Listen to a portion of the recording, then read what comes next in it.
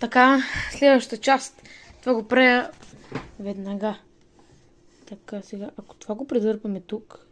Ама часовника ми така. Освен часовника да го набутаме там. Ей там. А тук да освобода място. Защо пък да не го направя? Кабелчоците не спират.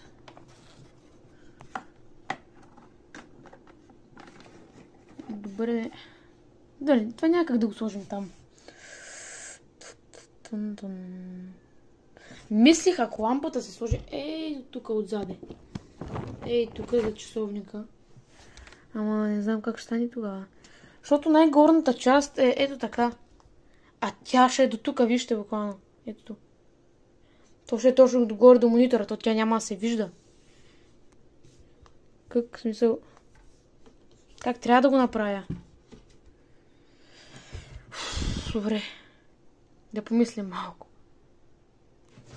Ако махнем пак това и това го сложим тук, а знамето го сложим ето тук. Добре, така е добре. Мисля да го сложа леко по-отзаде. Защото скоро ще очаквайте анбоксинг на Nintendo, мисля, че на Nintendo Switch Controller.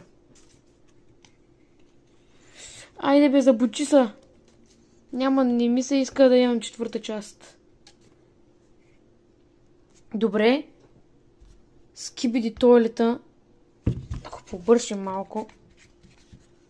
Ще го сложим ей тук отпреде. Това ще го сложим ей тук. И гейминг сетъпът ми ще изглежда така. Тия два химикала стоят тук от 10 години. Как ще изглежда най-добре след време, като се правят видеята?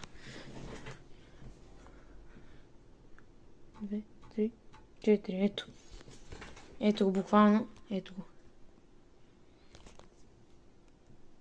Дядох, един мой приятел ми даде идея в коментарите в предишните видеа. Ето. Мисля, че така е бая по-добре. Ще се нагласям тук. За всичко е топ. И сега слагам си слушалките. И ще направя последен вече епизод. Това ще бъде краят. Вече завърши, като не знам как ще го кръста, но третата част ето я. Това е горе-долу финалът. Защото нямам време да сложа слушалките. След малко ви в четвърта част, не знам как ще го направя, ви вкарам в финала. Защото буквално след 10 секунди спира видеоклипът. Ето го как става. Супер е според мен. И да, очаквайте ме в следващия епизод.